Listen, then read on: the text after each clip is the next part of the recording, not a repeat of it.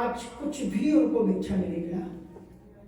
घर में आए, देखा सुशीला का चेहरा चहक रहा है, अत्यंत प्रसन्नता से भरा हुआ है। सुदामा ने कहा, इतना प्रसन्न तुमको मैंने कभी नहीं देखा, आज मुझे बड़ी खुशी हुई तुम्हें प्रसन्न देख करके। आज तो कुछ भी नहीं मिला है, आज तुम इतने प्रसन्न क्यों पड़े? आज मुझे सब कुछ मिल गया, अब कुछ चाहिए? क्या मिल गया? कहा, जो चीज आपने नहीं बताई वो परदेसी बताइए।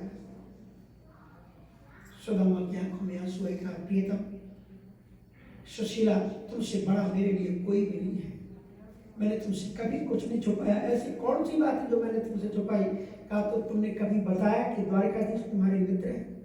इतना सुनते ही सुदामा कांप उठे, उनके हाथ की जो लपट थी गिर गई और उन्होंने कहा, सुशीला मेरे पास आओ। इस बात को कि गोविंद मेरा मित्र है या तो वो जानता है या मैं जानता हूं, मुझे बताओ तुम्हें किसने बताया कि वो मेरा मित्र है? तो सुशीला ने कहा कि एक भिक्षुक आया था। अच्छा, भिक्षुक तुम्हें बता के गया? बोले हाँ। तो कहा, वो भिक्षुक की आंखें कैसी थी? तिरछी थी ना, वो देखता कहीं होगा और कहीं पर इशारे और कहीं पर निगाहें ऐसे था। जब वो हंसता होगा तो उसके कपड़ों पर गालों पर चिन्ह पड़ रही थी क्या? बोले हाँ था, तो सांवला सा होगा। बोले हाँ वैसे ही था। इतना सुनते ही रोने लगी सुशीला। क्या आप कहना क्या चाहते हो? अरे पगली, गोविंद के अलावा मुझे कौन याद करने वाला है? तुम सौभाग्यशाली, वो मेरा मित्र ही था और कोई नहीं था। बोले द्वारकाधीश बोले हाँ। बोले मैं तो उनकी कोई सेवा नहीं कर सकती।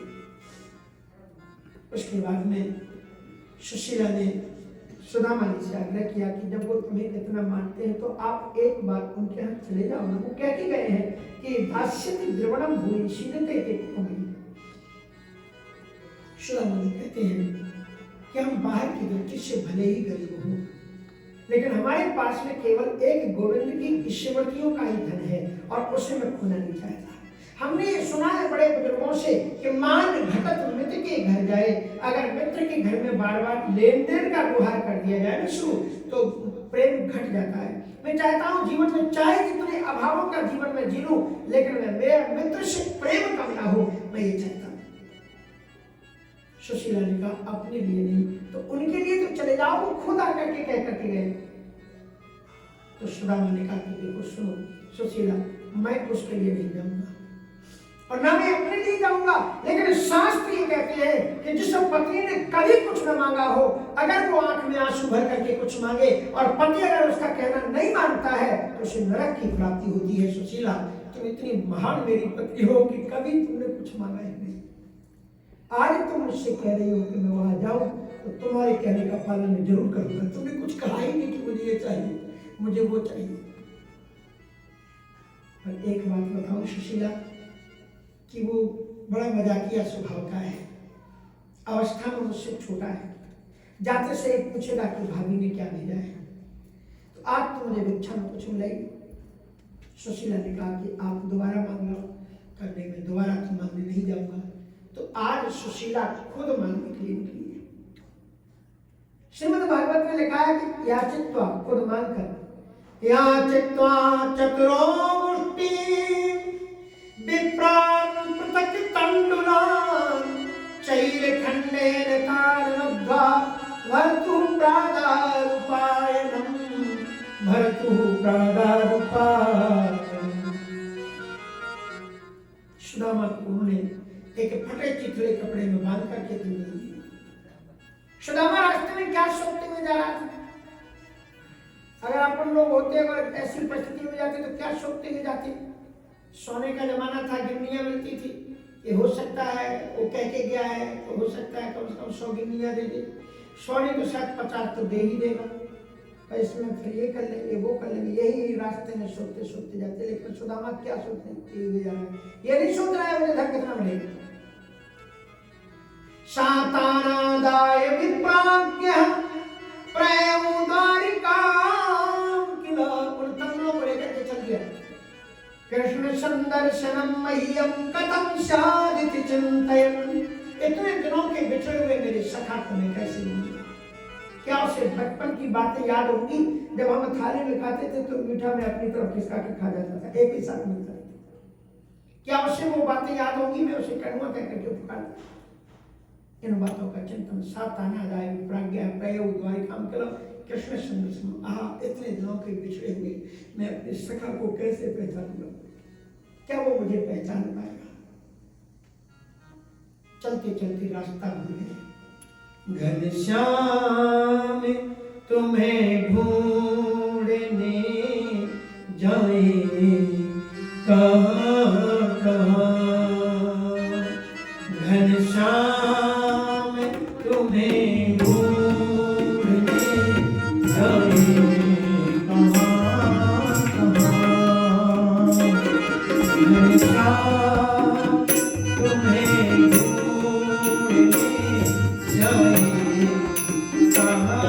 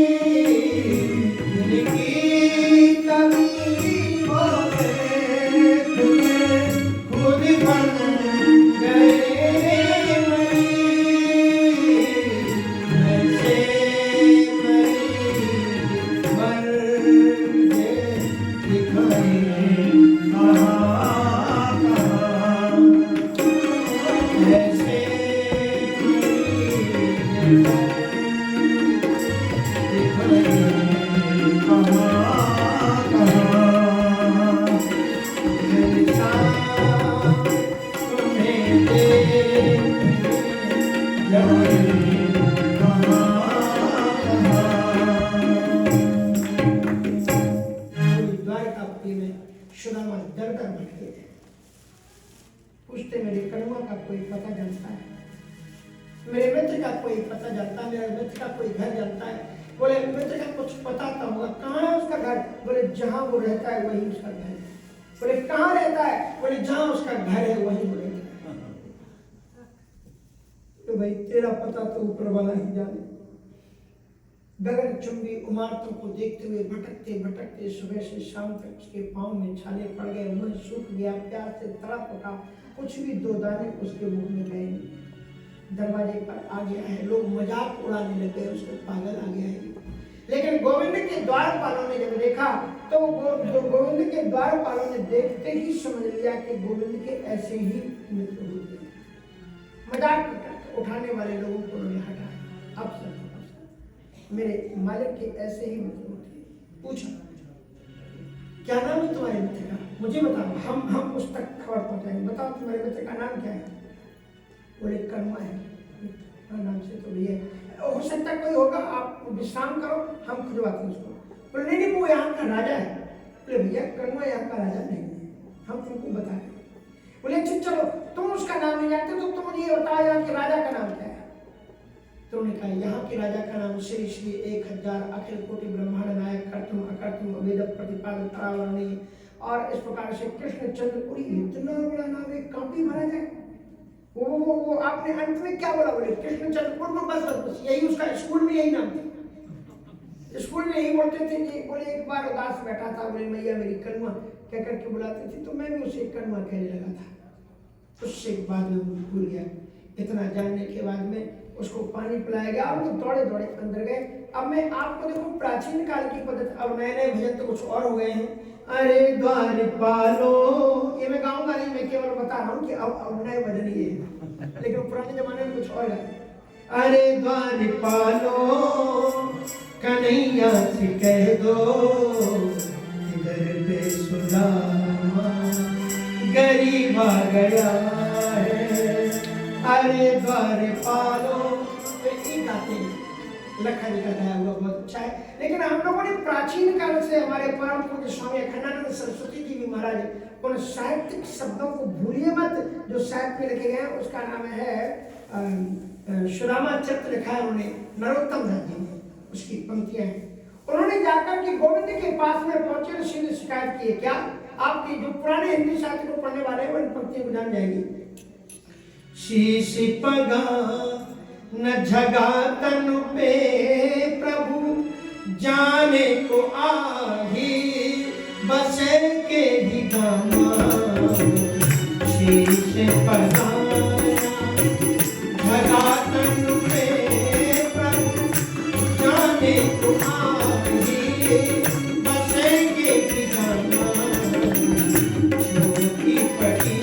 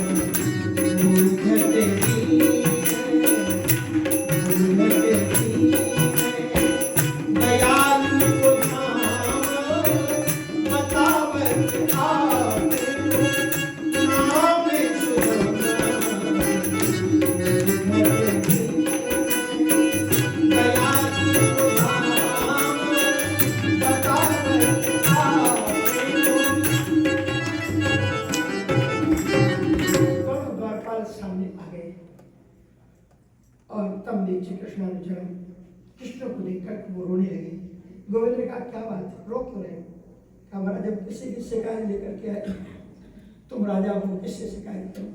बोले किसकी शिकायत? बोले राजा की शिकायत है। बोले राजा तो यहाँ का मैं हूँ। तो बोले तुम्हारी शिकायत में तुमसे करने आया। क्या शिकायत है मेरे से? कहा कि सी से पगा न थगा कर पे कोई बाहर खड़ा, सिर पर दुपट्टी नहीं है, कपड़े तार तार हो रहे हैं, उसके पाँव में जूते नहीं है। यज्ञो पवित्र देखने से स्पष्ट मालूम पड़ रहा है कि वो ब्राह्मण है। हमने जब उससे पूछा कि तुम किसको खोज रहे हो, तो कहता कि मैं अपने यार को खोज रहा हूँ। मेरा यार कौन का है? दुलार खोजता हूँ। बोले नहीं मुझे नाम तो बताओ उसका। कि मुझे पहले आप ये बताओ, यदि वो आपका मित्र है तो आपका कर्तव्य क्या बनता है? आपको श्रुतियां वेद आपको अंतर्यामी कहते हैं, क्या आपको उसका दुर्गंध मालूम नहीं था कि उसको भटकते भटकते याद करना? इसलिए बतावत आप नाम सुदामा, सु शब्द जब निकला है तो गोविंद जी ऐसे भागे कि बलराम जी महाराज जी उनके पीछे पीछे दौड़े और सुदामा को गोविंद ने जो ही हाथों में लिया, सुदामा एकदम उनके बाहों में गिर पड़ा। बलराम जी कृष्ण जी उठा कर लाए, सिंहासन संक्षिप्त में आपको बता रहे, सिंहासन पर बैठाया और फिर रुक्मिणी जी जल डाल रही है तो उनके चरणों को खाली किए। गोविंद ने जो ही सुदामा का चरण हाथ में लिया, उनका हाथ रक्त से भर गया। गोविंद बहुत वीर है। सुदामा को देखा, सुदामा ने अपना मुख एक तरफ कर दिया, कहा इधर देखो, मैं तुमसे कितने बार कह के आया, एक बार मेरे पास चले आओ। ऐसे बिहाल विभायन शोभे कंटक जाले लगे ऐसे बिहाल विभायन शोभे कंटक जाले लगे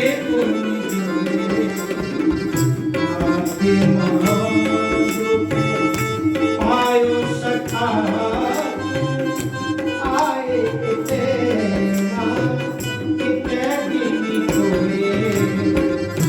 देखे सुदामा की दीनी दशा, देखे सुदामा की दीनी दशा, नाम करके